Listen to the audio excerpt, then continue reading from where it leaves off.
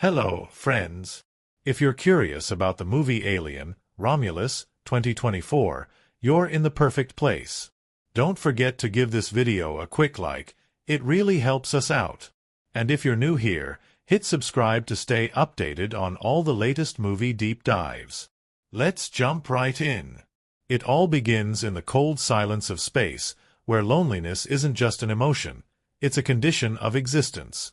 Somewhere in the void, orbiting a forgotten planet, a derelict space station drifts like a grave marker, abandoned by purpose but still pulsing with secrets. This isn't a place of progress or hope. It's a shadow, a relic of a future that never fully arrived. And in the midst of that hushed oblivion, something begins to stir. A group of young colonists, scraped together from the fringes of civilization, are pulled toward this orbital husk, not by adventure, but by necessity. They aren't soldiers. They aren't scientists. They're survivors. Scrappy, wary, clinging to the edges of adulthood. And when they land, the station welcomes them with silence, dust, and the kind of stillness that feels less like peace and more like a breath being held. But as with all things left behind, this place has not been abandoned without reason. There's a wrongness that settles in almost immediately. Lights that flicker without pattern.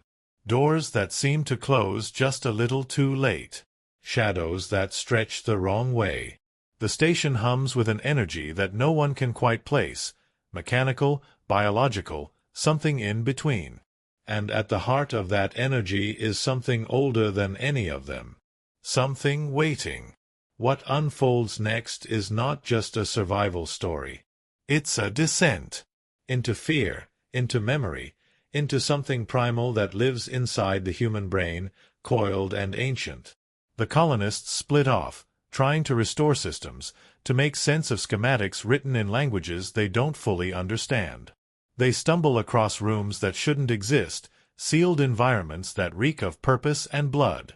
Then the first one disappears. No scream. No trail. Just silence where a voice used to be. And that's when the truth begins to unravel. They aren't alone, not in the station, and not in themselves. The enemy they're about to face is more than just a creature. It's a legacy, bred from fear and designed for perfection. This isn't just a monster hunt, it's a reckoning. A new generation facing a myth that was never meant to survive them. And in their desperation, they start to turn not only on the dark that waits outside, but on the secrets they each carry within. The setting is claustrophobic, a labyrinth of hallways and echoing steel chambers that seem to twist in on themselves. Every corner promises revelation or death. The station becomes a character, breathing alongside them, pressing closer with each heartbeat. It plays with their sense of time, of space, of trust. Paranoia blooms in the stale air. And when the true shape of the threat is revealed, it's not just the sharp edges and acid blood that terrify, but the implications. Because this version, this evolution, of the nightmare is not just designed to kill. It's been designed to understand. One by one, the group is whittled down, not always by the jaws of the creature, but sometimes by their own mistakes. Fear breaks them. Love distracts them. Regret cripples them. And each death is a lesson etched into the walls. There's no safe haven. No comfort.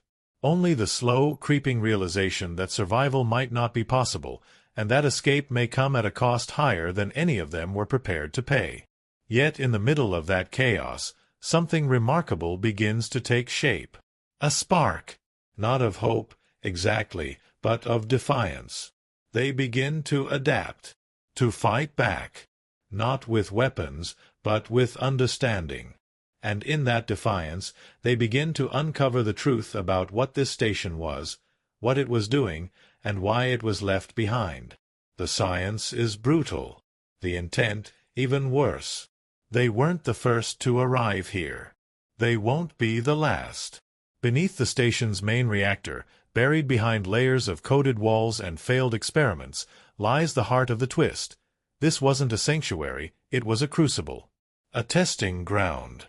Someone or something had been using the place not to contain the horror, but to shape it, to improve it. And their presence, their arrival, wasn't an accident. They were bait. The revelation cuts deep.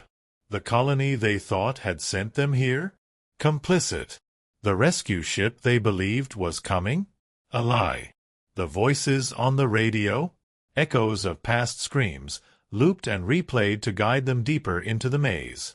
They aren't just fighting for survival anymore. They're fighting to end something that was never meant to stop. As the group dwindles, as the station begins to collapse in on itself, systems failing, life support deteriorating, the pace quickens. Action takes over, not in spectacle, but in desperation. They run through fire. They crawl through vents soaked in shadows. They confront things that should not think, but do. And in a final brutal confrontation, they come face to face with the evolution of the creature they feared. It's not just stronger. It's not just smarter. It's learning. The final act is a swirl of horror and sacrifice, where the line between human and predator blurs. One of them makes the ultimate choice, to stay behind, to detonate the core, to seal the nightmare in a tomb of fire. It's not heroic. It's not clean. But it's necessary. And as the last escape pod drifts into the dark, carrying the sole survivor, shaking, hollow-eyed, but breathing, we understand what the film has been telling us all along. Survival is not victory. It's inheritance. The story doesn't end with a roar. It ends with silence. With one person, floating alone, carrying the burden of knowledge and trauma, unsure if they're truly free or just one link in an endless chain. Because the horror never dies. It sleeps. It waits. And the question it leaves behind is worse than any scream. What if it's already inside us? This isn't just another chapter in a long saga. It's a rebirth. A reminder. A return to the kind of terror that seeps into your bones and stays there. With each frame, each footstep, each flickering light, the story digs deeper, not just into space, but into what it means to be prey. And even in its quietest moments, it refuses to let you go. Because in this story, the void doesn't echo. It listens. It opens in silence. No grand overture, no declaration of chaos, just the low, mechanical hum of deep space and the slow blink of a dying star beyond a porthole. There is something sacred in that stillness, something ancient and waiting. A ship cuts through the void with no sound, no company, like a whisper meant only for the dark. Inside, 6 young passengers lie suspended in cryosleep, their faces frozen in uneasy peace. They are not explorers, not pioneers, not heroes. They're running. From pasts, from policies, from the gravity of forgotten worlds. They boarded with hope, maybe, but more than that, with need. The ship's name is Reyes, a patchwork transport vessel barely held together by rust and maintenance protocols that don't always run. It wasn't built for comfort. It was built for escape. Drifting toward the orbit of a cold industrial moon called Romulus, its mission is part relocation, part salvage, a once-inhabited station left adrift after the last corporate pullout. What was meant to be a colony dream had rotted into steel silence, and now, years later, someone sent these kids to clean up the mess. No fanfare. No guidance. Just land, recover what's useful, survive a few months of work, and move on. Cheap labor wrapped in the promise of a second chance. Among the crew is Rain Carradine, sharp-eyed and sharper-tongued, the unofficial leader who carries more weight than she lets on. There's Tyler, a former maintenance kid with grease under his fingernails and a quiet sense of grief he keeps buried beneath jokes. The twins, June and Felix, bright, observant, wired into each other in a way no one fully understands. Then there's Andy, the medic in training with trembling hands and a history of decisions she won't talk about. And finally, Navarro, the pilot. Older, grizzled, not quite one of them, but not distant either. He speaks when it matters. That's all. When the crew wakes, the tension is already thick. Systems reboot, temperature rises, and one by one they're pulled from cryo, dazed and disoriented. The ship has reached orbit. Romulus spins beneath them, pale and gray, like a dead eye watching the stars. The comms are down. Power is low. But orders are orders, and there's no turning back. The station waits. Docking is slow, mechanical arms reaching from the orbital port like skeletal fingers. There's a hiss, a thud, and then nothing. No greeting. No lights. The station, once called Erebos 7, doesn't respond. It's dark, cold, long abandoned. They step through the airlock and into shadow, their boots echoing off metal that hasn't felt life in years. What they find is eerie, but not unexpected. Dust thick in the air. Crates still half-packed. Screens dark. Emergency lights blinking slowly like a dying pulse. The place is massive, industrial, modular, layered like a hive. Each hallway looks the same, each corner a copy of the last.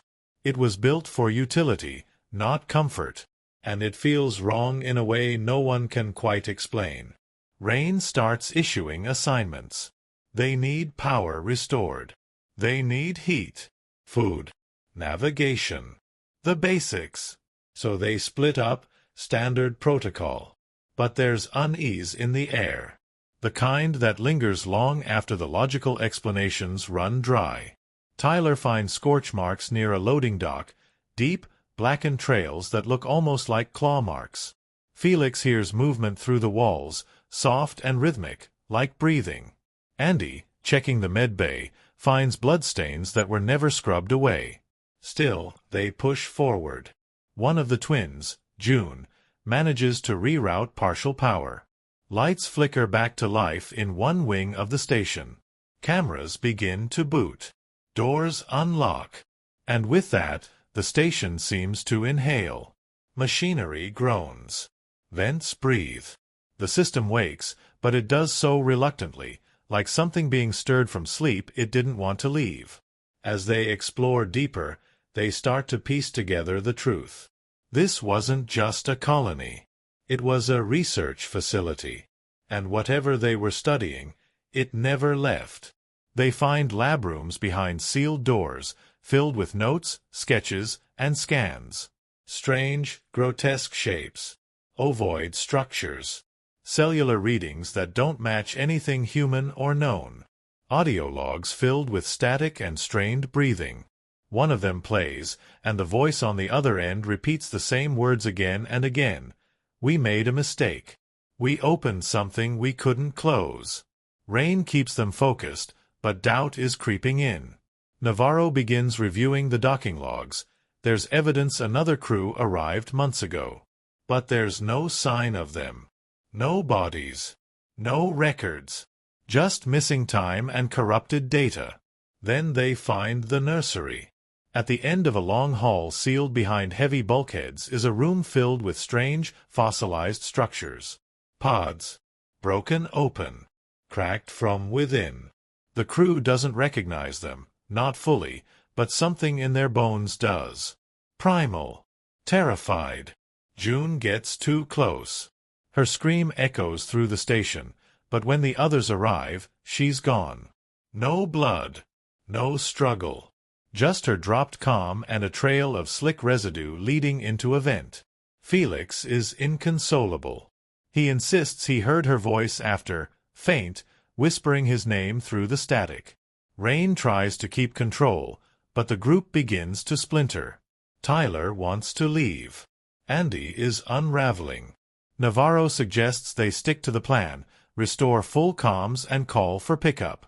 But the station isn't making that easy. Systems fail again. Lights blink off one by one.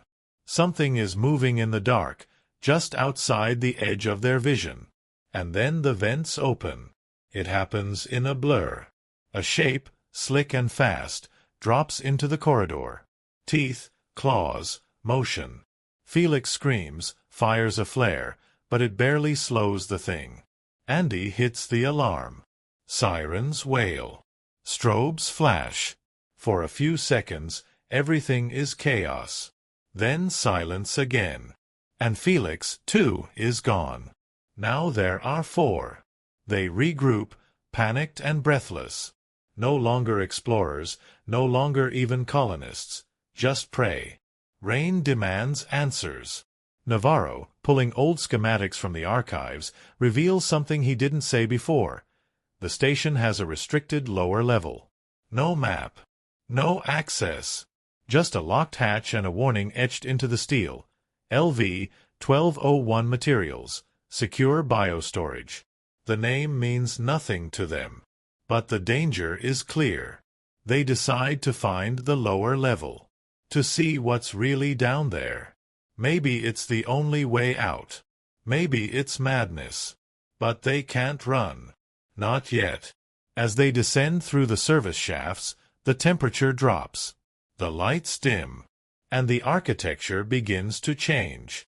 The walls are still metal, but layered now, organic in shape, ribbed and curved like the inside of a rib cage.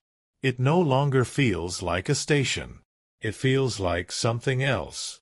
Like they've stepped inside a living thing. In the final chamber, they find the truth. A wall of egg-shaped pods, some open, some still sealed. And scattered among them, uniforms, badges, old bones. The last crew. Or what's left of them. A terminal glows in the corner. Navarro accesses it. Files begin to load. A woman's voice, clinical, unfeeling, describes Project Romulus. Not colonization. Not salvage. Experimentation. The creatures weren't found. They were bred. They were tested. They were improved. The crew was bait. Disposable. And now the results are loose. In the shadows of that room, a figure moves. Rain turns. And the final frame before the screen cuts to black is not of a monster, not of claws or fangs, but of eyes. Human eyes. Staring back from something that isn't quite human anymore. And upstairs, somewhere above them, something else wakes up. Somewhere far above them, the station groans. Steel shifts like bone under pressure. Lights flicker back to life, then blink out again. Whatever system was sleeping has started to dream. But downstairs, in the place that should never have existed, it's already awake. Rain moves first. She doesn't scream. Doesn't collapse. Just lifts her weapon, breath sharp and shallow, and steps between Navarro and the figure that stares back from the dark. The silhouette is all wrong. Too still, too smooth, too symmetrical. It's not the twitching chaos they've seen in the creature. This one, it holds itself like it remembers being human. Andy speaks, a whisper barely audible. Is that June? The thing tilts its head. It shouldn't be possible. But they can see it. The shape of her. Her height. Her face, distorted by something pulsing just beneath the skin. Her eyes, still hers, but duller, distant. As though something else is looking through them. And then she charges. Navarro takes the hit. Hard. They fall together, the creature slamming him into the wall with a force that bends metal. Rain fires. Sparks explode. Andy grabs Tyler, pulling him toward the exit. But June, or what's become of her, doesn't follow. She stands there, twitching, mouth opening and closing like she's trying to form a word, but no sound comes. Then she collapses, body spasming, convulsing as her skin tears open from within. Navarro groans, bloodied but alive. They grab him and run. Back through the ribbed corridors, back through the hissing shafts and into the mechanical bones of the station. But it's not the same place anymore. The station has changed. Doors are locked that were once open. The lights pulse with strange intervals. Alarms flicker in languages no one can read. Whatever was down there, it's not contained anymore. In the chaos, Andy breaks off. She's trying to reach the medbay again, convinced there might be a way to help June, or at least stop whatever infection is spreading. Rain wants to stop her, But Tyler says it's too late. Navarro can't move fast, and the station isn't giving them time. While Andy digs through files and vials, hacking into old medlogs, she finds something that makes her freeze. A journal entry. Not a report. Personal. Written by someone named Dr. Mira Day, head of xenobiological research. We failed.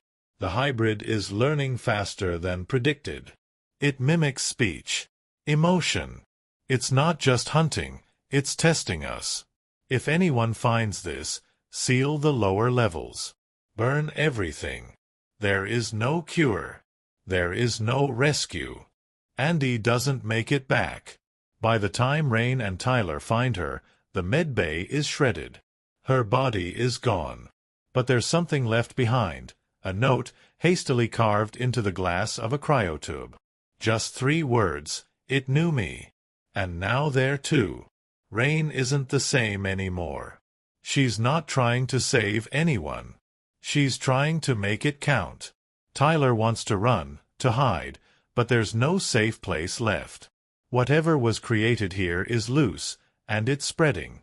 The creatures, plural, now, have adapted to the station systems. They're closing off routes, herding them, using the blueprints like instinct. Rain finds the old command deck, powers up the mainframe, using emergency reserves. The entire layout of the station appears, a map of veins and arteries, pulsing red where breaches have occurred. She can see movement in the vents. Multiple signatures. Dozens. Some small. Some far too large. Then the twist lands. One of the logs she opens isn't old. It's recent. Dated less than 3 days before they arrived. Footage plays. A corporate ship docking. Men and women in uniforms with sealed helmets. Not scientists. Not rescuers. Collectors.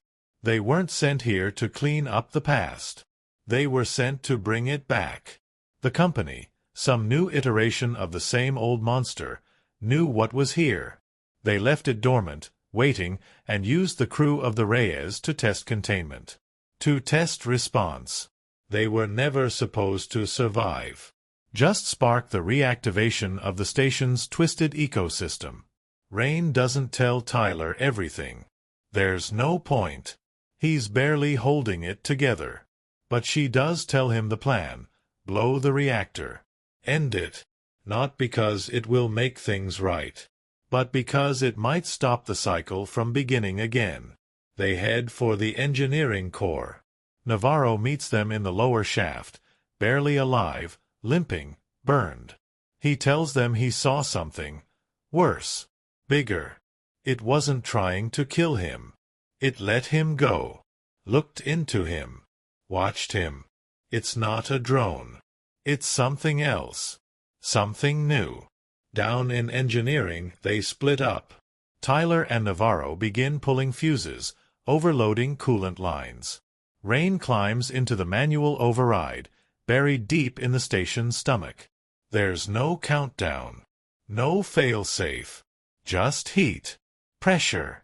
A final choice. And that's when it comes. The new creature, taller, leaner, almost beautiful in its terror, drops into the chamber. It doesn't hiss. Doesn't roar. It listens. Watches Rain as she prepares the override. Its head tilts. Curious. Then it speaks. Not with its mouth, but with a voice it stole, from June. From Andy. From the minds it touched. Just fragments. Echoes. Rain hears her own voice played back to her, sentences she spoke days ago. Twisted. Mocking. Asking her why she came. What she's running from. She doesn't answer. She pulls the lever. But it's jammed. Tyler rushes in. Shouts. Fires. The creature moves with elegance, slicing through the room like smoke and steel. Navarro charges with a wrench in hand, screaming. It takes him in a blink. Tyler hits the coolant line, flooding the room with white mist. Rain dives for the emergency breaker. She pulls it. The reactor hums. The core glows. The temperature spikes. And Tyler, seeing the countdown begin, pushes Rain toward the final escape pod. She refuses. He insists. A struggle. Then a slam of the door. She sees him through the glass, tears streaking his grease-streaked face, mouthing the words, "Tell them." The pod launches. Through the viewport, Rain watches the station begin to implode, folding in on itself as fire spreads through every corridor.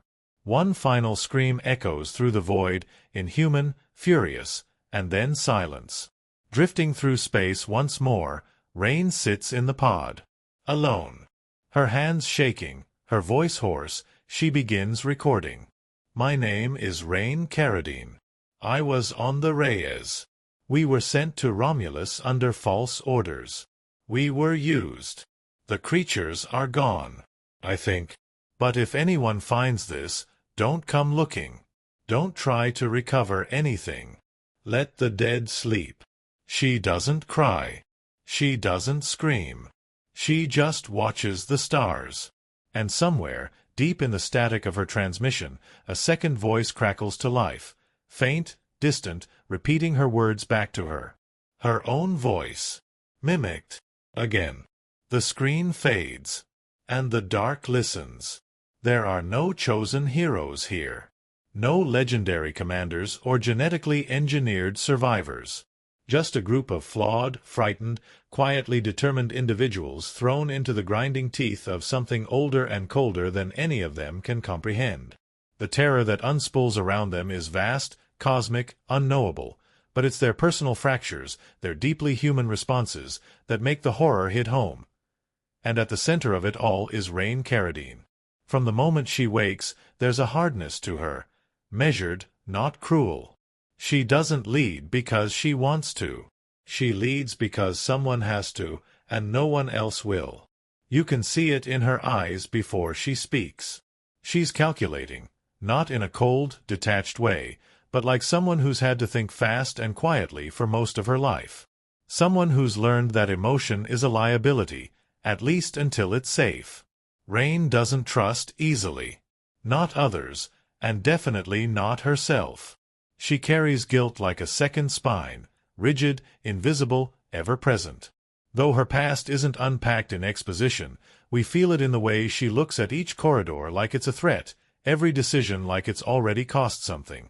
She's not driven by glory or vengeance. She's driven by the weight of survival. And survival, in her world, is both a goal and a punishment. Her arc isn't about learning to be brave. She already is. It's about learning that being brave doesn't mean being alone. And then there's Tyler. The grease-stained mechanic, all charm and sarcasm wrapped around a soul that's quietly eroding. Tyler plays the role of the jokester, the everyman, the guy who keeps spirits up when the darkness closes in. But that surface is thin, and it cracks early. He's not naive, he's haunted. And it's clear from the start that the laughter is a shield he's forgotten how to put down. What makes Tyler so heartbreaking isn't his vulnerability. It's his hope. Even when everything begins to fall apart, even when the walls are bleeding and the air tastes like panic, he still believes they might make it. That if they just push harder, think smarter, run faster, they might get out. That hope gets him hurt. It gets the people he loves killed. And by the end, when he's the one shoving Rain into the escape pod, it's no longer because he thinks he'll survive. It's because someone has to. Then there are the twins, June and Felix. Bound not just by blood but by something more elusive, more instinctual. They move like one entity in two bodies, finishing each other's sentences, sensing shifts before they occur. But they are not interchangeable. June is the explorer, the curious one, the first to poke the unknown. Felix is the protector, cautious and ever watching. Their bond is their strength, and, ultimately, their undoing. June's disappearance is the first major fracture in the crew. It isn't just a death. It's a dismembering. Felix begins to unravel the moment she's gone, not loudly, but in stutters and shadows. He hears her voice. Or thinks he does. He sees her face. Or maybe it's just a memory. His grief is so raw, so total, that it becomes an opening, and whatever intelligence haunts the station slips into it. Felix's final act isn't one of courage or clarity. It's one of confusion. He steps into the dark thinking he's following her. And in a way, maybe he is. Then there's Andy. She's introduced as the medic in training. Soft-spoken, reserved. There's a shakiness to her hands she tries to hide, a history she doesn't speak of. But it becomes clear that Andy's seen trauma before. She knows what it's like to lose someone and be expected to keep moving. To perform. To hold the pieces together while everyone else falls apart. Andy is a truth-seeker. Where Rain uses strength and Tyler uses wit, Andy turns to knowledge. She's the one who tries to understand the biology, the research, the science behind the horror. But that need to understand is also her weakness. Because some truths aren't meant to be held. When she uncovers what the company really did, what the station truly was, she doesn't shout. She doesn't run. She just tries to fix it. Her death is quiet. And devastating. Because in the end, she wasn't afraid of the monster. She was afraid of what it meant. And then there's Navarro. The outlier. The veteran. Older than the rest by a decade or more, with scars that don't show on the skin. He doesn't speak much, but when he does, people listen. At first, he seems like a by-the-book pilot. A steady hand. But the further they descend into the nightmare, the more we see the cracks in him. Navarro knows more than he lets on. Not everything, but enough. He's seen operations like this before. He's flown for companies who put profit above people. And he knows how stories like this usually end. That's why he fights. Not because he believes in victory, but because he knows what's at stake if they don't burn it all down. Navarro's death isn't noble in the traditional sense. He doesn't go out saving anyone, not directly. But he holds the line. He keeps the creature distracted long enough. He takes the blow meant for someone else. And that, for him, is enough. The creature itself, unnamed, unspoken, is more than a monster. It evolves, not just in body but in mind. It mimics, it learns. But it does not just learn behavior. It learns us. Our fears. Our desires. Our voices. When it speaks, it doesn't growl. It repeats. It reflects. It throws back our humanity like a mirror twisted into mockery. What makes it terrifying isn't its strength or speed. It's its understanding. It doesn't just hunt. It stalks with purpose. With design. It is the ultimate predator not because it is emotionless, but because it can fake emotion perfectly. Every character's death, every breakdown, is shaped by what the creature understands about them. It doesn't just attack. It dismantles. It exposes their softest places and presses there.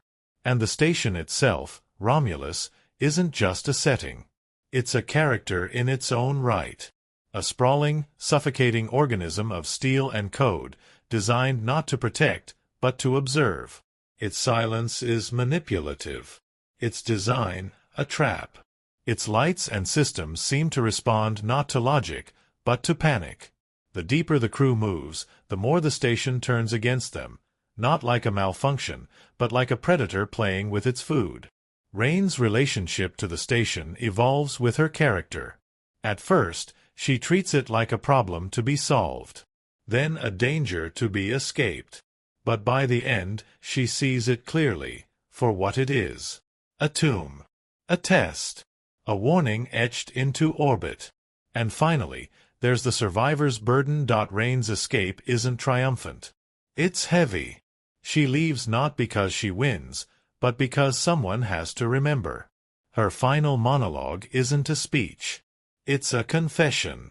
She knows the monster may still be out there, in some form. She knows the company might try again.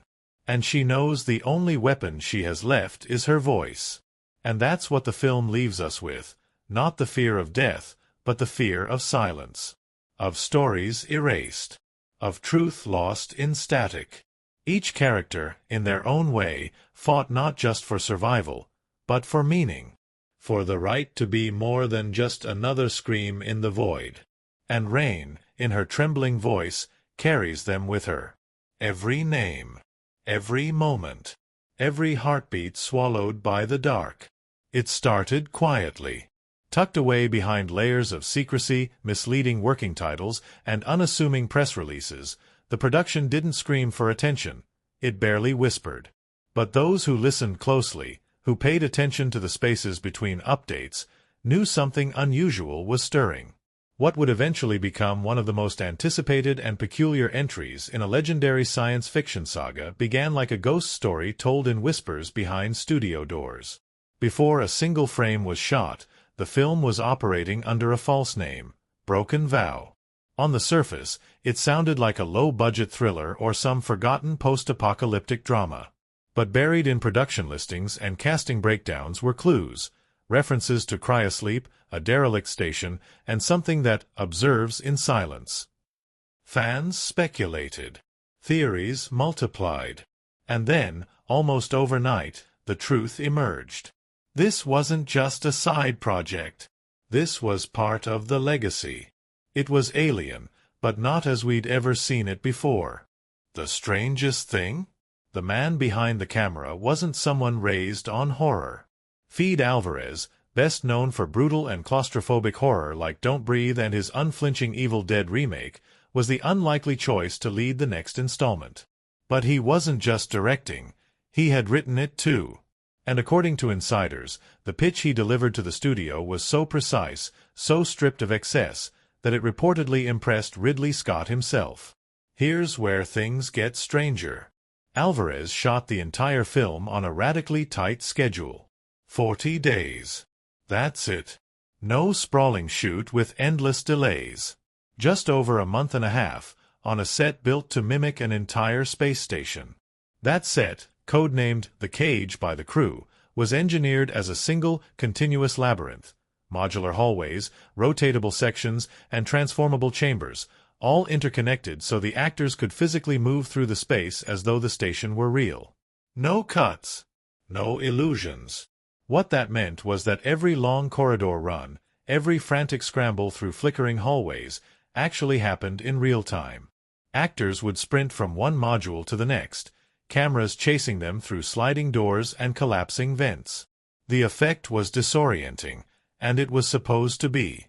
Álvarez wanted the station to feel alive, like it was folding in on itself.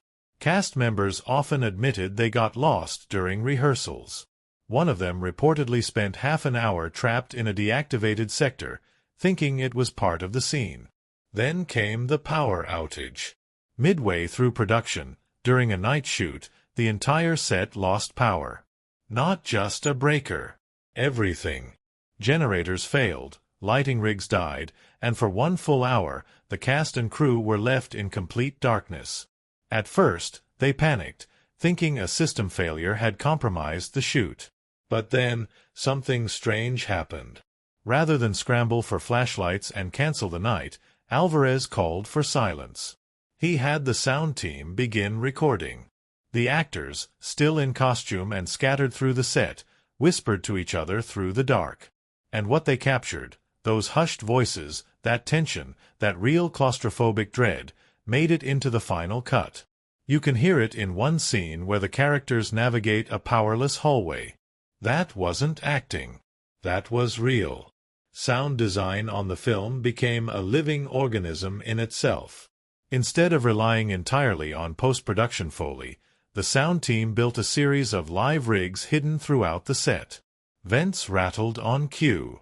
Distant thumps played from embedded subwoofers. One actor reported nearly breaking character during a scene when a low growl vibrated through a wall he didn't know was wired for sound. The actors weren't just reacting, they were experiencing. And the creature? It was there all along.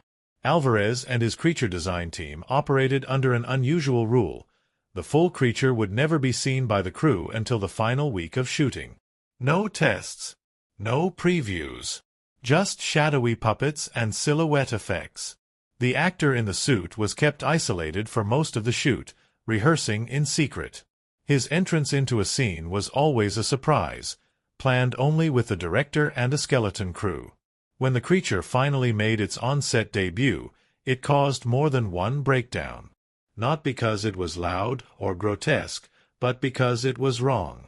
The movement, the symmetry, the uncanniness of something that looked like it could be human, but wasn't. And for one scene, Álvarez even had the actor mimic the voice of another cast member, recorded earlier and distorted, to give the illusion that the monster could speak. It was never explained to the cast. It just happened. And it rattled them. But the truly strangest piece of production trivia came not from the set, but from the editing room. When the editors began working with the footage, they noticed something odd. In multiple takes, characters would appear to look directly into the camera. Accidentally, they thought. But upon closer inspection, it wasn't the actors. It was the reflection of someone who wasn't on set. In several different angles, across different scenes, a faint outline, always the same shape, appeared in reflective surfaces, a silhouette in the glass of a pod, a blurred figure in a polished wall. The production checked cameras, lenses, lighting crew logs. Nothing. It became an inside joke, the seventh cast member. Álvarez refused to have the reflections digitally removed. "Let it stay," he said. "The station's always watching." Then came the fake script pages. In a move straight out of a spy thriller, Álvarez had 3 alternate versions of the final 20 pages printed and distributed among the cast. No one knew which ending was real. In one, everyone died. In another, the creature escaped into a corporate lab. In the third, it wasn't the creature at all. It was one of the crew, mutated and still speaking in a familiar voice. The true ending was filmed in secret with a minimal team, and the rest of the cast didn't see it until the premiere. The reactions were genuine. In an early screening held for internal staff only, a sound engineer reportedly left the theater midway through the third act and refused to return. He'd worked on dozens of horror films. But this one, he said, felt like it wanted something from me. He never clarified what that meant. One of the film's practical effects sequences, the hatching scene, was so complex that it took 3 full days to shoot what amounted to just over 90 seconds of screen time. A mix of animatronics, puppetry, practical goo effects, and miniature pyrotechnics were used to simulate a creature emerging from its chrysalis-like pod. The goo used was so pungent and sticky that the actor inside the prosthetics needed to be power-washed between takes. He later described the experience as being born backwards. The production also relied heavily on a reverse lighting technique rarely used in modern cinema. Instead of lighting the actors directly, the team lit the background and allowed the characters to remain in silhouette or partial shadow. It gave the film its distinct, haunted look, but also meant that actors often had to perform entire scenes without seeing each other's faces. "We acted to outlines," said one cast member. "I had to listen, not look." Even the score wasn't typical. The composer created much of the music using samples recorded on the actual set. The clang of a ladder, the hum of the air system, the metallic creak of a bulkhead under pressure. These sounds were digitally manipulated into tonal motifs that echoed throughout the film, giving the sense that the station itself was singing, or perhaps screaming. In one sequence, the music is made entirely from reversed breathing sounds and slowed-down insect wings. But perhaps the most poetic moment came on the final day of shooting. As the cast wrapped, Álvarez gathered them not for a party, but for a ritual. They returned to the darkest part of the set, the reactor chamber, and stood together in a circle, surrounded by the leftover set dressing and flickering red light. Each actor was handed a small object from the film, a badge, a broken piece of tech, a blood-stained scrap of cloth, and told to leave it somewhere on the set. To bury it. As a goodbye. They did. In silence. And then they walked away. There was no closing speech. No send-off. Just the quiet end of something that felt far too real. Since production wrapped, the film has gained a strange reputation. Not just as a terrifying piece of sci-fi horror, but as a film that feels like it came from somewhere else. Something about the tone, the texture, the dread that lingers even after it's over. It doesn't quite feel like acting. It feels like remembering. And maybe that's the point. Because for all the blood and fear and fire, what makes the film unsettling isn't the monster. It's the silence between screams. The things that weren't written in the script. The footsteps no one called action on. And the feeling that, somewhere in that station, buried deep in the walls, something might still be watching. It starts with silence. Not the absence of sound, but the heavy, deliberate quiet of space. The kind of quiet that makes your breath feel too loud. That's the first signal that this won't be a story concerned with spectacle for its own sake. That what's about to unfold isn't just horror, or science fiction, or survival. It's a reckoning. From the very first moment the cryopods begin to unlock and the dim lights pulse through the station's decaying bones, the film invites the audience into a different kind of fear. One rooted not in jump scares or body counts, but in erosion, of control, of identity, of meaning. And that invitation sets the stage for a series of events that are deceptively simple on the surface and deeply shattering underneath. One of the earliest events in the narrative, the group's awakening aboard the Reyes, has been interpreted by many critics as the birth canal of the film's themes. These aren't seasoned Marines or government-trained scientists. They're young. Not naive exactly, but unprepared in a way that's achingly familiar. They aren't equipped to face the unknown, and that's the point. They are, in a very real sense, us. Scrappy, hopeful, carrying trauma not as drama but as daily weight. And the station they're sent to, Romulus, becomes the physical embodiment of that weight. Twisting, abandoned, waiting to devour whatever it's given. The disappearance of June marks the first narrative rupture, but more than that, it acts as a moral fulcrum. Critics have noted that her vanishing isn't just a death. It's a disappearance into silence, which becomes the film's most devastating motif. Her brother Felix doesn't collapse into grief immediately. He splinters gradually, hearing whispers, catching glimpses, being undone not by what he sees, but by what he feels. This slow unspooling is crucial to the film's psychological impact. Rather than portraying death as an act of violence, the film frames it as a theft of presence. A severing. Something insidious. And in that framing lies one of the film's central themes, that horror isn't loud. It's quiet. It's patient. When the crew uncovers the nursery, the room of open pods, long-forgotten containment units, and fractured data logs, the tone shifts. That moment, subtle and unflashy as it is, functions like the midpoint of a spiral. Suddenly, everything they've assumed about their mission is undermined. The space they thought was abandoned was merely dormant. The echoes they dismissed as mechanical groans begin to feel like breathing. And the story pivots not toward survival, but toward consequence. Critically, this is where the film earns its legacy, not by expanding the mythology in grand gestures, but by narrowing it. It compresses the cosmic horror of its predecessors into something personal, something interior. The monster, critics agree, is no longer simply a threat.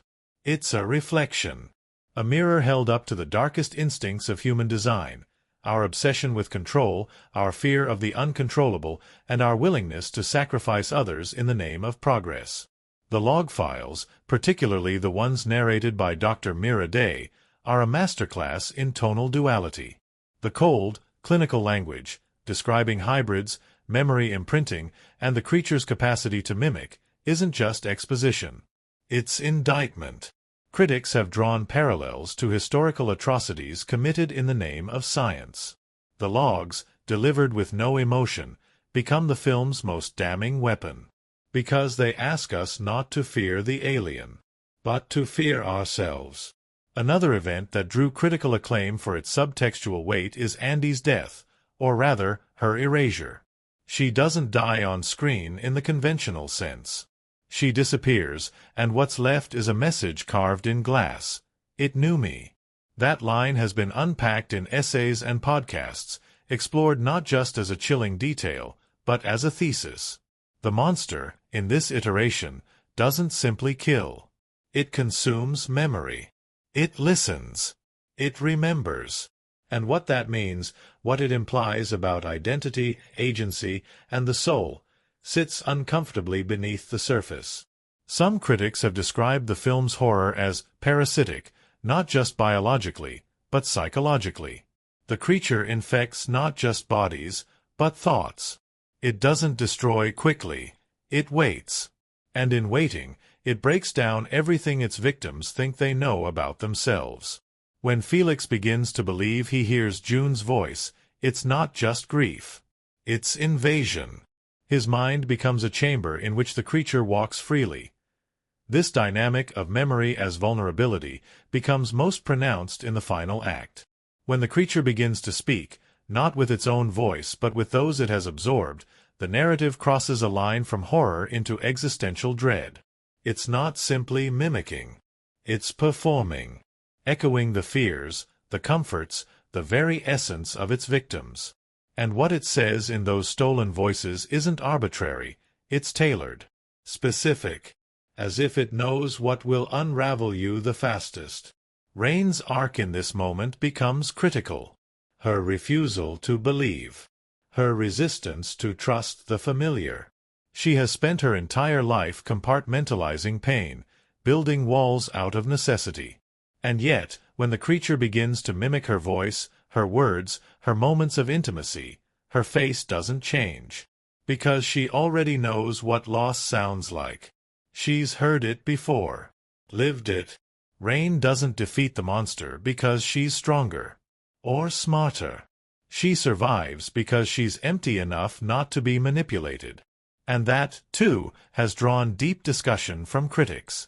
Is her survival a triumph? Or a tragedy? Is the final girl trope subverted here, not by giving her power, but by stripping her of everything else? The film doesn't answer. It drifts, as Rain does, in silence. The final moments, her recording in the escape pod, the fading stars, the voice that echoes her own words back to her, have been described as one of the most haunting conclusions in modern science fiction. Because they don't resolve the story. They leave it echoing. The creature may be dead. Or it may be out there. Or it may be in her. The ambiguity isn't lazy. It's deliberate. And it touches on what many critics agree is the film's ultimate message, that horror doesn't end. It adapts. From a narrative standpoint, the choice to present the station not as a battleground but as a character, a living entity that evolves with its inhabitants, was risky. But it paid off. The station becomes an extension of the creature's mind, bending and reshaping itself to manipulate, isolate, control. Every door that closes, every hallway that leads nowhere, is an act of will. The station wants them lost. It doesn't malfunction. It conspires. In interviews, director Fede Álvarez described the station as a mind maze built by human arrogance. And that arrogance, of trying to control what should never have been touched, forms the film's moral backbone. The creature isn't evil. It's a result. A symptom. The real villain is the system that created it, left it, and lured new bodies to test its limits again. Audience reception has been as divided as it is passionate. Some viewers called it a masterpiece, a return to the intimate, bone-deep dread of the original. Others felt betrayed by its pace, its refusal to deliver blockbuster satisfaction. But even the critics who struggled with its structure couldn't deny its atmosphere, its intelligence, its refusal to look away from the abyss. What resonates most, and what continues to inspire analysis, is how deeply human the horror is. It isn't just a fight for survival. It's a slow realization that survival might not be enough. That knowledge is a curse. That memory, when stolen, becomes weaponized. That the greatest threat isn't what lurks in the shadows. It's the reflection that steps forward when the light flickers. And smiles. The film doesn't shout. It breathes. It seeps. And in doing so, it leaves a residue, something you carry long after the credits roll. The sense that something is still watching. That something has heard your voice. And is repeating it back to you. It began, as many stories do, with a secret. Long before the title was revealed, before even a single frame had been captured, there was only a code name, Broken Vow, and the quiet hum of something being built behind studio walls. No fanfare, no teaser campaigns. Just whispers. Whispers of a director with a vision that dug deep into the heart of fear, not with noise, but with stillness. Fede Álvarez wasn't just making another entry in a legacy. He was returning to its marrow. And the way he did it? Well, it's the kind of tale that lingers. The production began in total secrecy, even by genre standards. The cast was assembled with care, many of them unknown to the broader mainstream, chosen not for name recognition but for presence, for the way they could hold a frame in silence, for how they could convey emotion with nothing but a breath. Every actor was told almost nothing about the full story. Only their scenes. Only the moments they would live through. The rest was shadow. The set itself was more than just background. It was a breathing organism. The production team built a full-scale space station interior, not in fragments but in flowing continuity. Nicknamed the Cage by the crew, it was a modular system of corridors, rooms, shafts, and chambers, all interlocking, all walkable. No green screens. No digital magic. You could enter one end of the station and walk all the way to the reactor core. Fede wanted immersion, not imagination. He wanted his actors to feel the claustrophobia in their bones. He got it. More than once, actors were lost between takes, disoriented by identical hallways that folded in on themselves. During rehearsals, a second unit grip reportedly wandered off during a lighting reset and wasn't found for nearly an hour. They eventually located him in a sealed utility corridor, sitting cross-legged, eerily calm. When asked what happened, he simply said, "The station wanted me to stay." Nobody laughed. One of the earliest challenges of the shoot was light. Fede insisted on shooting in near darkness. Not post-process dimming, but actual low-light conditions. He believed the dark should be oppressive, that the actors should strain to see just as the characters did. Cinematographer Gallo Álvarez worked closely with a custom lens manufacturer to create ultra-fast lenses capable of capturing fine detail in almost no light. Many scenes were lit entirely by practical sources, flashlights, blinking emergency strobes, the flicker of malfunctioning screens. It gave the film its texture, a world where the light never comforts, only confuses. And then there was the creature. Unlike its predecessors, this version of the monster wasn't just designed, it was sculpted in stages, like an evolutionary process captured in silicone and metal. The special effects team, led by legacy creature designer Neil Scanlon, began with a base skeletal structure and added layers depending on scene needs. There were multiple suits, each with variations, some with extended limbs for crawling, others designed with mirrored skin to reflect the station's lights in disorienting ways. But the most chilling design wasn't what the creature looked like. It was how it moved. Fede worked with movement specialists, dancers, contortionists, even puppeteers, to choreograph the monster's physical presence. The idea was that it didn't just move through space. It flowed. Slid. Read the room. In one scene, the actor wore a gimbal-mounted rig that allowed them to float down a hallway, inverted, limbs dragging along the ceiling. The effect was captured in a single take. No wires. No edits. Just one impossible figure gliding silently above the actors.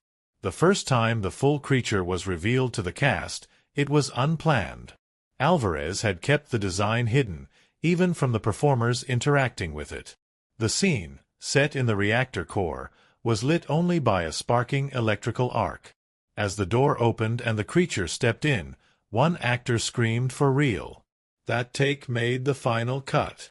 Even more surreal was the sound design process. Rather than layering soundscapes in post, the crew built hidden sound rigs into the set itself. Speakers in the walls, floors, and ceilings played ambient noise during scenes. These sounds weren't just atmospherics, they were psychological cues.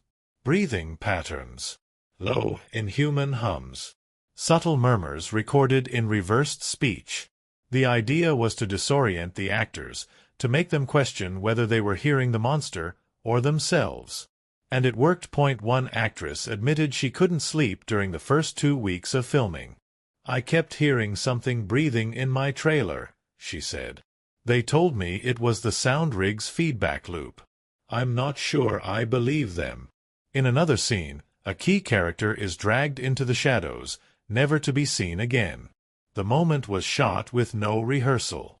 The actor didn't know where the creature would come from. When the scene begins, the camera lingers on her face as she listens. Then something grabs her ankle and yanks her into darkness. That shriek? Real. The fear? Unscripted. The crew watched it unfold in stunned silence. But the production wasn't all fear and mystery. There were moments of unexpected warmth and strange rituals. Every day before shooting, the cast would gather for 10 minutes of complete silence. Not meditation. Just stillness. Álvarez believed that to portray isolation, the actors had to live it, briefly. Even the crew honored it, standing still behind monitors, waiting for the signal to begin. These moments, strange at first, eventually became sacred. A heartbeat before descent. In the evenings, they'd meet again, not in silence but in reflection. They wrote journal entries in character, passed them around anonymously, read each other's thoughts without knowing whose they were.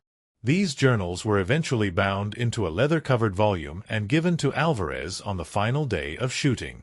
One of the entries read, "If I die, let it be in silence. Not because no one cared, but because silence is where truth lives." Production trivia also includes the curious case of the missing footage. During a routine backup process, 1 day's worth of footage was lost. Gone. No trace. And not from camera failure or human error, but from a data corruption that left behind nothing but white noise and a flickering timestamp. The footage was reshot, but the date, April 12th, became a kind of inside joke. The crew nicknamed it Ghost Day. No one worked alone on the 12th again. And then came the ending. Multiple versions were filmed. Álvarez refused to tell the actors which was real. In one version, Rain dies screaming. In another, the creature speaks with her voice. In yet another, the escape pod never launches, trapped in a loop of malfunctioning systems. But the final version, chosen in the editing room months later, was a compromise between resolution and dread. A breath. A silence. And then, her voice repeated back. At the wrap party, held not at a studio, but inside the still-standing set of the station, the crew wandered the halls one last time. They lit candles in the dark, placed them in corners. No speeches. No awards. Just footsteps echoing in the quiet. And the strangest part? The creature suit, fully assembled and standing in the central chamber, had been locked behind glass after the final shot. When they returned that night, it was gone. No sign. No one had moved it. It had been stored, catalogued, accounted for. But the chamber was empty. A note was left taped to the inside of the glass. It read, "Not everything waits to be called. Some say it was a prank. Others believe someone on the crew had planned it." Álvarez never acknowledged it. But when the lights were turned off for the last time, a few claimed they saw a shadow move just behind the last corridor. Nothing confirmed. Only felt. And maybe that's what the production became in the end. A story built not just in effects or performances, but in the in-between. The unscripted glances. The accidental reflections. The silence that made everyone look twice. A movie made not with spectacle, but with shivers. And behind the screen, behind the set, behind the faces we saw, something else, watching, listening. It opens in a place where silence has shape. Not the soft, warm quiet of safety, but the kind that sits heavy in the air like breath held too long. The kind that wraps around steel corridors and flickering lights, where even your own footsteps sound foreign. Before the first shadow moves, before the first scream cuts through the dark, the story unfolds within a setting that is not just location, but predator. And everything about this world, from the curve of its vents to the cold hum of its lights, is built to make you feel small. The station floats alone above a nameless planet. A husk, abandoned, hanging in orbit like a decaying satellite. Its name, Romulus, echoes the myth of a twin born for survival, but here there is no brother, no gods, no founding. Only rusted metal and a darkness that no longer sleeps. The moment the transport ship docks and the crew crosses through the airlock, there's a shift in the air. Something visceral. The walls breathe. Not literally, not yet. But with every flicker of the lights, with every static-laced transmission, it becomes clear, this is no neutral space. This place remembers. Romulus isn't a station in the traditional sense. It was once a hybrid, part colony, part lab, part scrapyard.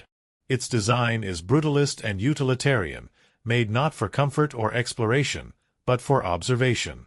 Long corridors stretch in repeating symmetry, each one indistinguishable from the last. There are no windows, no stars. Only steel. Every hallway is a trap disguised as a passage, each door a mouth waiting to close. And the deeper the characters go, the less it feels like walking through a structure and more like crawling inside something alive. The production design leaned heavily into this feeling of claustrophobia. Sets were constructed as continuous mazes, full-scale, interconnected, and navigable without cuts. This wasn't just for realism. It was for disorientation. The actors moved through real space, reacting to walls that shifted, doors that hissed shut on cue, and vents that exhaled warm mist without warning. The environment became a character. One that could isolate you in a second, swallow you in silence, and never give you back. Lighting played the role of an unseen hand, guiding the emotional current of the story without ever shouting its intent. Cinematographer Gallo Álvarez didn't light scenes in the traditional sense. He lit feelings. Fear. Desperation. Suspicion. Rather than flooding the set with artificial brightness, he let darkness lead. Shadows weren't accidents. They were invitations. In many scenes, practical sources were the only illumination. A flickering console, the red strobe of an emergency signal, a flashlight beam trembling in the hands of someone who knows it won't help. In one sequence, a character descends into the lower levels of the station, a space supposedly sealed off decades ago. The hallway she walks is lit only by the pulsing glow of warning lights. Not steady, but rhythmic. A heartbeat. And with every step, the shadows shift, revealing shapes that may or may not be watching. The camera lingers, not in close-up, but in wide angles, forcing you to scan the frame, to see what she cannot. The setting doesn't shout. It whispers, over and over. Something is here. Romulus is filled with those whispers. The medical bay is perhaps the most deceptively sterile of all the locations. All white walls and surgical gleam, it gives the illusion of safety, until the details emerge. Dried blood under a gurney. A shattered screen showing a heartbeat that hasn't moved in years. Cabinets full of labeled vials, each tagged with coordinates instead of names. The camera drifts slowly in these moments, refusing to blink. It dares the viewer to look away. And when you don't, you begin to notice the patterns. The symmetry. The way everything feels slightly too perfect. Artificial. Like someone built a place to simulate healing, without ever intending for anyone to leave whole. The dormitories tell a different story, one of absence. Bunk beds still made. Personal items frozen mid-motion, a jacket half-folded, a datapad still charging, a pair of boots lined perfectly beneath a bunk. It's as though everyone left in a hurry, or was taken before they had the chance. And it's in these spaces that the film's use of visual contrast becomes most profound. Soft light filters in, almost golden. But there's dust on everything, and silence sits thick in the corners. It's a trick of the eye. The light doesn't warm. It exposes. As the characters descend further into the station's heart, into engineering cores, forgotten labs, and cryptic archives, the design becomes more abstract. Walls take on organic shapes. Not literally alien, not overtly biomechanical, but curved, ribbed, alive. The sterile lines of human architecture blur into something more ambiguous. Subconscious. These changes were subtle, sometimes achieved by altering the color palette, sometimes by adding condensation to the walls, sometimes by the mere absence of right angles. It creates a growing sense that Romulus is no longer a setting, but a transformation. The reactor room, where the climax unfolds, is a masterpiece of controlled chaos. Unlike the rest of the station, it hums with light. Not steady, but violent. It blinks and pulses, reflecting off metal grates and thick pipes that weave like arteries. The design team deliberately made the room feel like a mechanical womb, hot, loud, suffocating. When the final confrontation begins, the camera stops drifting and begins to chase. Handheld. Shaky. Breathing with the characters. The creature doesn't just appear. It emerges, backlit by flames, its shape indistinct, its movement dreamlike. And as it circles the survivors, the lighting itself seems to flicker in response to its presence, casting them in silhouettes that echo earlier deaths. Throughout the film, color becomes code. Early scenes are steeped in cool tones, blues, grays, the sterile green of computer readouts. But as fear builds, those colors shift. Red begins to dominate, not just in lighting but in design. Control panels blinking like warning signs, blood smeared across a white corridor, the steady flash of a distant alarm. By the final act, red consumes the frame. It doesn't feel like light anymore.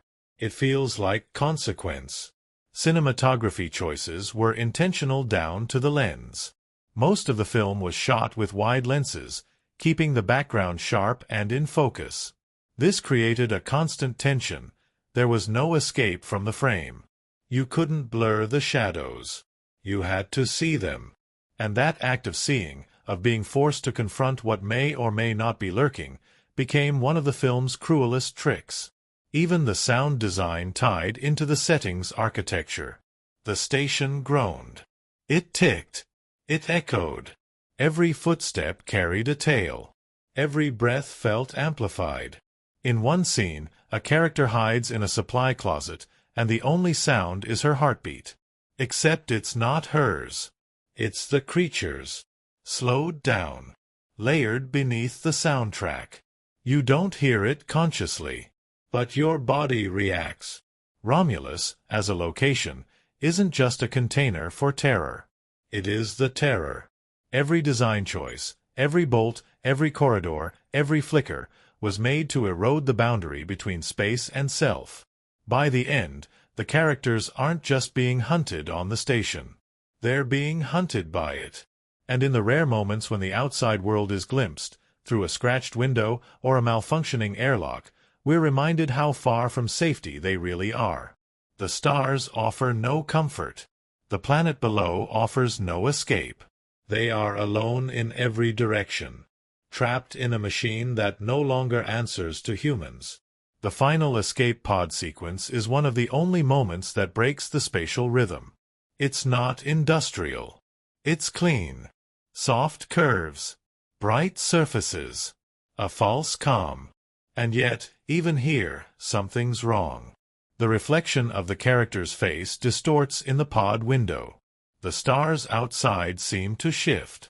And when the voice, her own, echoes back at her, the setting ceases to be a place. It becomes memory. It becomes the question, did I ever leave? This is the genius of the film's setting and visual language. It doesn't overwhelm with spectacle. It tightens its grip. It pulls you into a place that doesn't want you there. A place designed not to kill you, but to know you. And once it does, it never lets go. It began with a locked door and a hallway bathed in red light. Not in the film, but on the set. One of the early production days, when the cast was still adjusting to the labyrinthine structure of the full-scale Romulus station replica, someone, no one ever quite said who, sealed one of the interlocking modular doors from the outside as a joke. It was harmless at first, until the lights began to pulse for real, and the speakers in the corridor started broadcasting distant, distorted breathing. By the time the production assistant who'd been locked inside was freed, she didn't laugh. She just whispered, "Don't do that again." That moment set the tone, not just for the shoot, but for the mood that bled into every part of the behind-the-scenes experience. This wasn't a film being made, in the traditional sense. It was a film being inhabited. The walls were real. The darkness was deep. The fear? Not entirely pretend.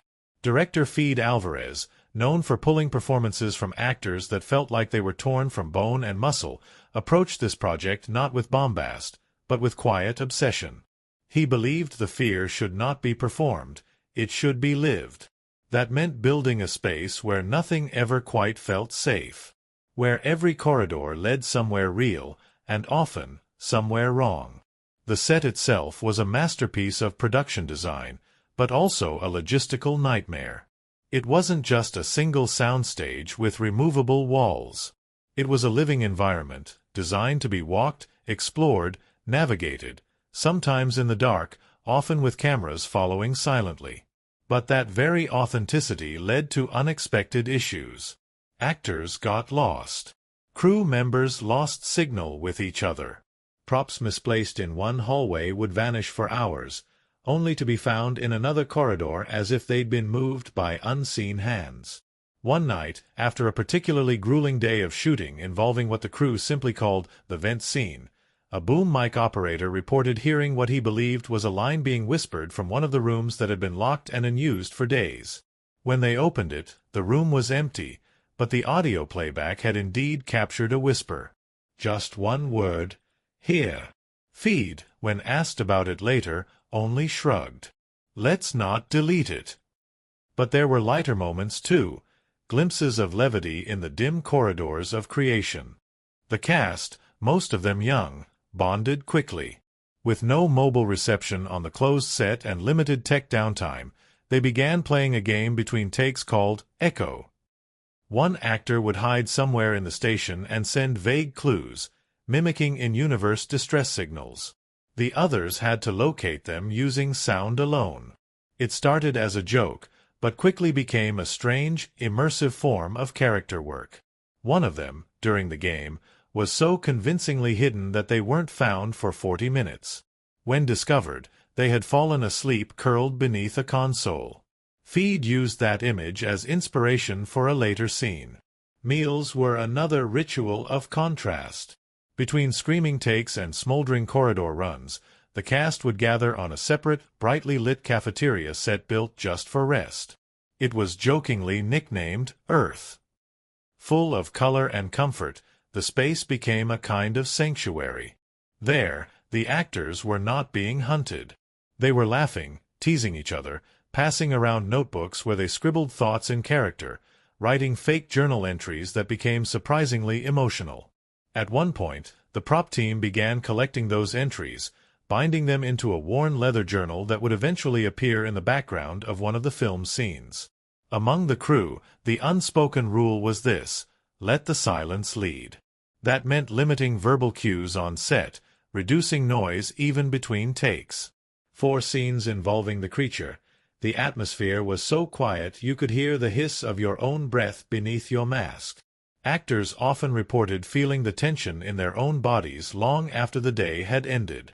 One performer, during an intense confrontation scene where the creature mimics a crew member's voice, asked to have white noise pumped into their earpiece to prevent them from anticipating dialogue. Perhaps the strangest behind-the-scenes development occurred when a short circuit in the lighting rig of one wing of the set caused all the lights in that section to pulse in irregular rhythms. The issue couldn't be fixed immediately, But instead of halting production, Álvarez rewrote a scene to include it. The malfunction became a plot element. The unscripted chaos added a raw, unpredictable edge that was felt even during filming. "When the world begins to break," he told the cinematographer, "don't fix it. Film it."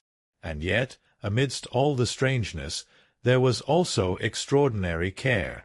Each member of the cast was given a private session with Álvarez before shooting began. Not to discuss lines, but to share fears. Personal fears. They weren't forced, only invited.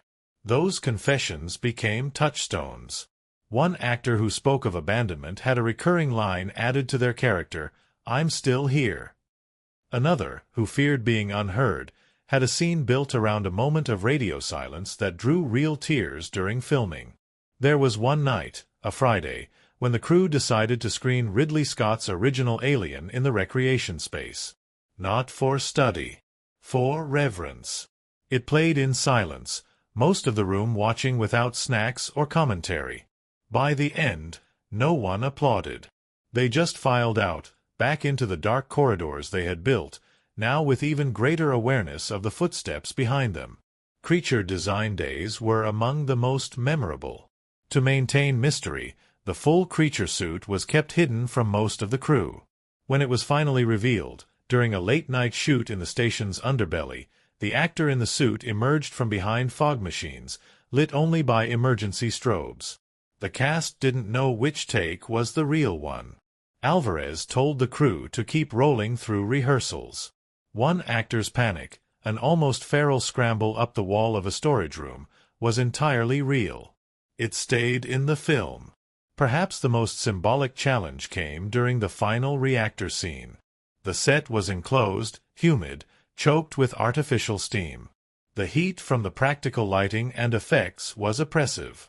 Actors were soaked in sweat, not makeup. Dialogue had to be adjusted mid-scene because their voices were hoarse, their breathing erratic. Álvarez didn't stop them. He whispered encouragement from the sidelines. "Let the pressure in. That's your fuel." During one of the final shots, as the creature circled the survivors in the core chamber, the lights cut out unexpectedly. Not part of the scene. Total failure. Darkness consumed everything. And then something beautiful happened. Without prompting, the cast stayed in character. The actors began moving, whispering to each other, improvising a new rhythm. The creature actor, still in full suit, responded. A spontaneous, unscripted standoff played out in total blackness, captured only by the sound recordist and a single backup camera still rolling in infrared. That footage became the foundation for one of the most unsettling sequences in the film. The moment when the station goes dark, truly dark, and the characters are left only with instinct. Later, in the editing room, Álvarez would say, "It was the moment the film came alive. When we stopped filming it, and it started filming us." At wrap, there were no grand speeches. No confetti. Just a quiet gathering. A looping track of deep space ambience played in the background. Each cast and crew member placed a symbolic item, some personal, some from their character, on a table under a low light. A cracked badge. A prop data drive. A blood-streaked collar. Together, they formed an altar of memory. A tribute to a story that had slipped from fiction into something far more intimate. And when they turned out the lights that final night, someone, no one admitted who, pressed play on a short audio file saved in the set's internal system. It was a single line, spoken in the voice of the lead character. "If you hear this, you're not alone." Then static. Then nothing. But long after the production ended, after the props were packed and the sets dismantled, people who'd worked on the film reported the same thing. A strange stillness. A phantom tension. Like something had followed them home. Not a fear of the creature, but of the silence it left behind. Because this wasn't a movie that ended when the cameras stopped. It was a haunting. And somewhere in that station, on those soundproofed corridors, in the flicker of a dying light, there are still echoes of voices, footsteps that don't belong to anyone anymore, and stories too strange to be scripted. stories that weren't made. They were found. It begins in silence. Not the kind that suggests peace, but the kind that hides something. That breathless, heavy stillness that sinks into your bones and makes you question whether you're really alone. Before the first scream, before the first flicker of movement in the shadows, there's that stillness. And within it, something ancient stirs, not just a creature, but a question. What does it mean to survive, when survival itself might be the curse? From its opening moments, the film sets its tone not with action, but with unease. A derelict station, abandoned orbit, and a crew that doesn't quite belong, young, searching, displaced.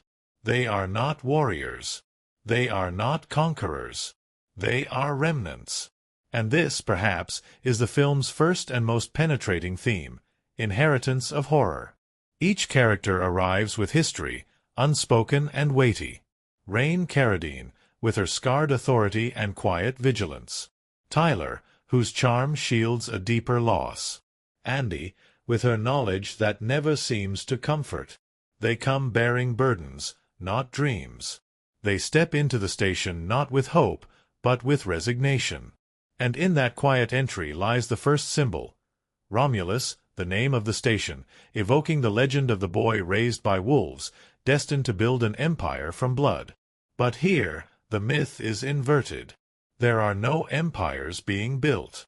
Only ruins. Only echoes. Romulus becomes more than setting. It becomes metaphor. A place built by humans, then forgotten by them. Left to rot in orbit. A place of discarded ambition, now home to something that remembers. The station, with its repetitive architecture and unforgiving symmetry, reflects the thematic heart of the film. Trauma as repetition. The corridors loop. The voices echo. The dangers return in new forms. And the people inside, whether they realize it or not, are walking the same path as those who came before. Not by choice, but by design. As the story unfolds, the characters discover this pattern. That they were not sent to explore, but to repeat. To trigger. To relive an experiment that was never truly concluded.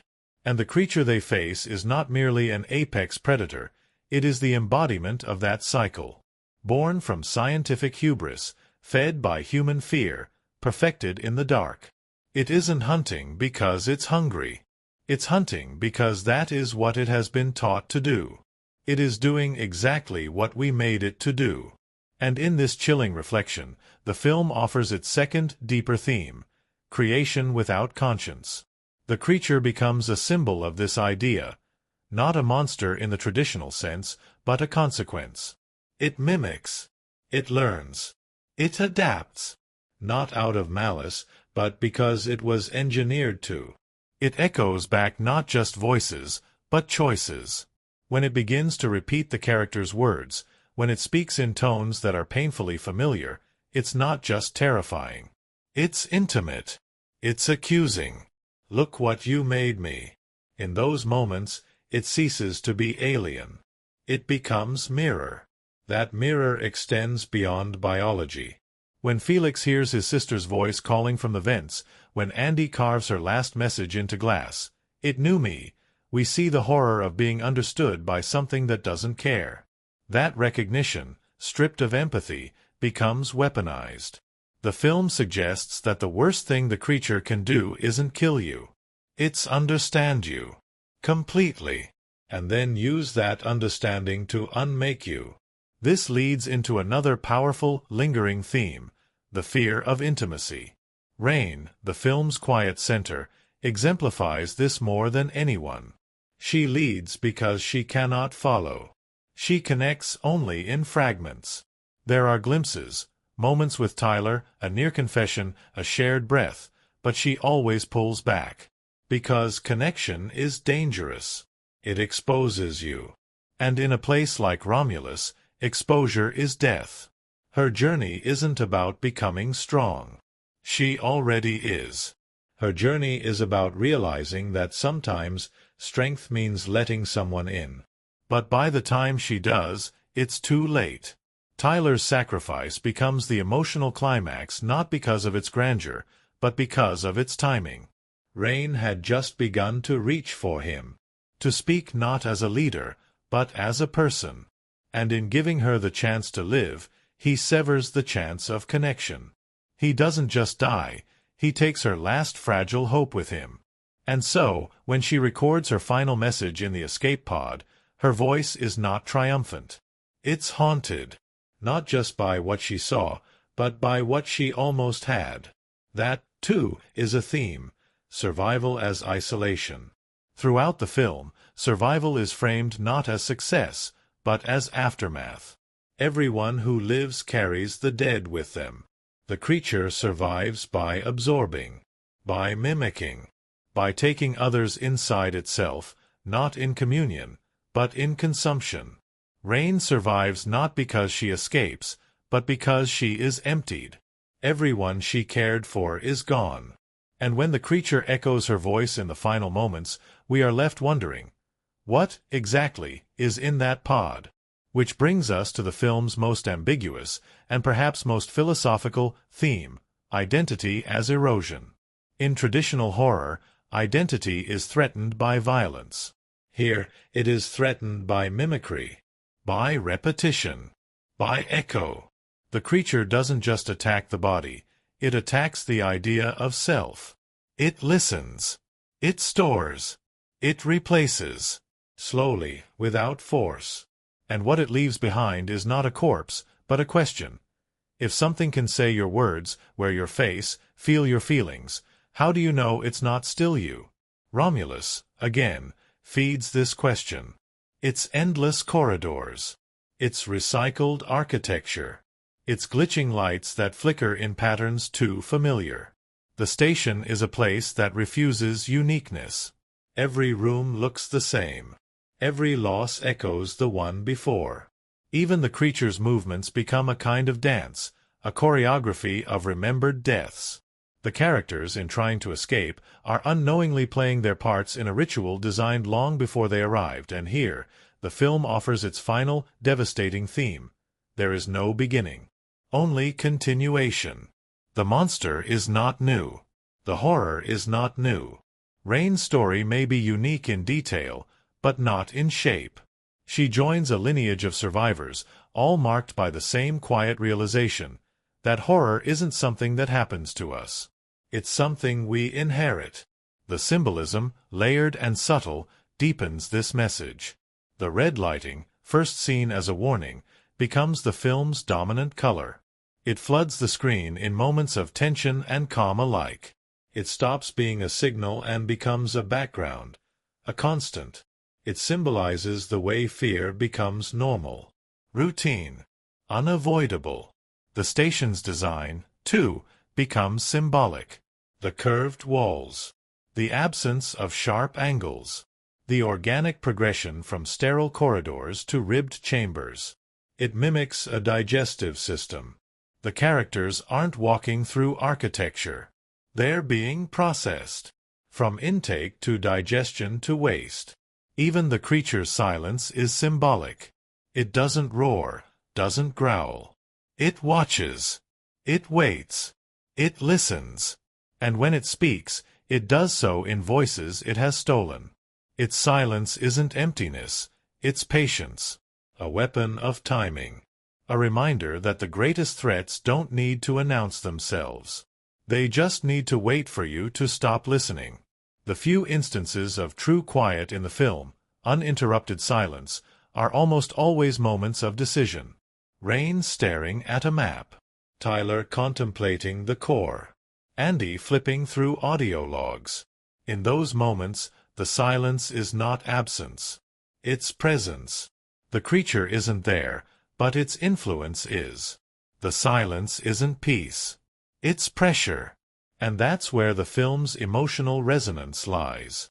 But not all filmmaking was high-concept theory.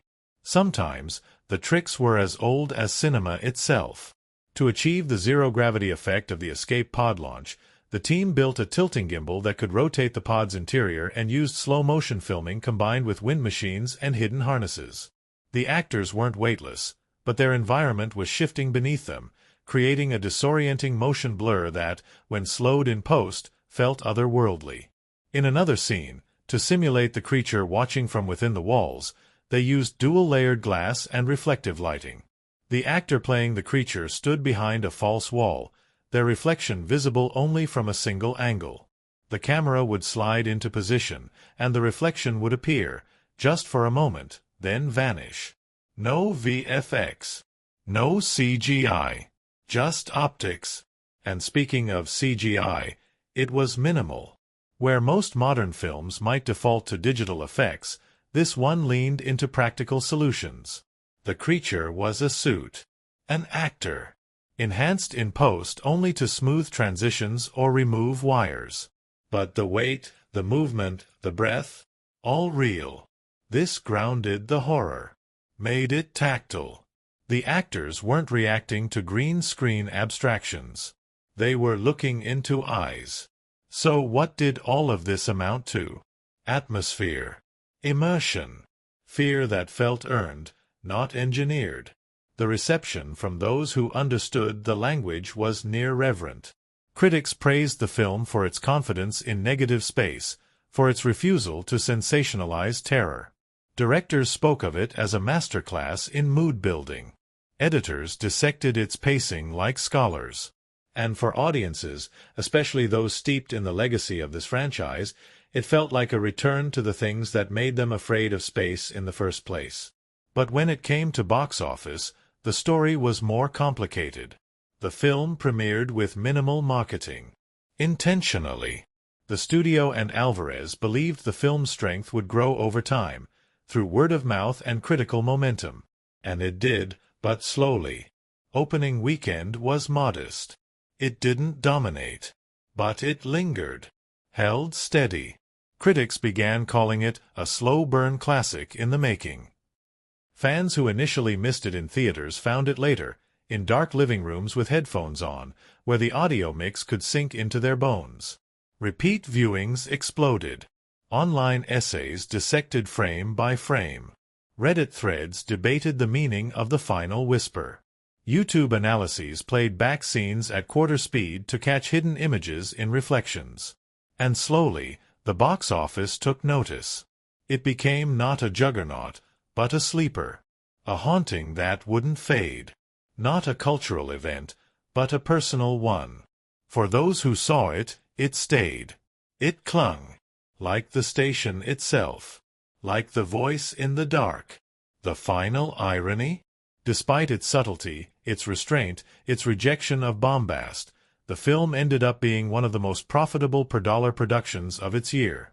A testament to the idea that sometimes the quietest stories scream the loudest.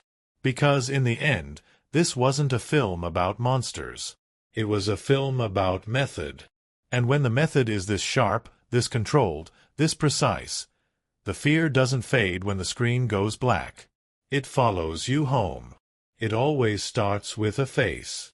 Before the creature, before the station's deathly corridors, before the silence of space swallows breath and memory, there are the faces. The ones who carry the fear. The ones who make us believe it's real. That what they're seeing, what they're running from, what they're sacrificing, isn't just written on a page. It's lived. And with this film, the faces weren't the familiar kind.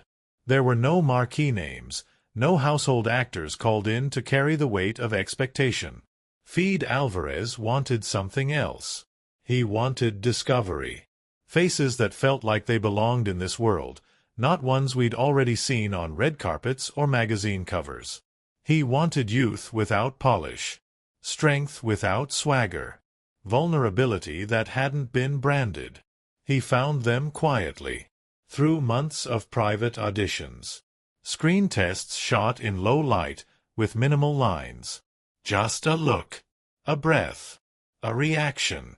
What he was searching for wasn't performance. It was presence. And when he saw it, he knew. These weren't characters. They were passengers. Witnesses. Survivors. Some who would live, most who would not. At the center was Cailee Spaeny. Not a name most casual viewers knew intimately. But Álvarez saw something in her eyes, something still, watchful, quietly flammable. She became Reine Carradine. Not because she knew how to scream, but because she knew how to hold back. In interviews, she talked about the silence of her character, the way trauma closes the mouth before it ever reaches the eyes. She wasn't a fighter, Spaeny said. She was someone who had run out of places to run. That's a different kind of tension. She described the shoot as like being dropped into a memory that's trying to forget you. There were days, she said, where the set felt too real, where she couldn't remember what the next scene was because the station had swallowed the sense of time. There were no clocks, no phones, just the metal and the breathing. Spaeny worked closely with Álvarez to develop Reine's physical language. How she walked, how she sat, how she avoided eye contact until she didn't.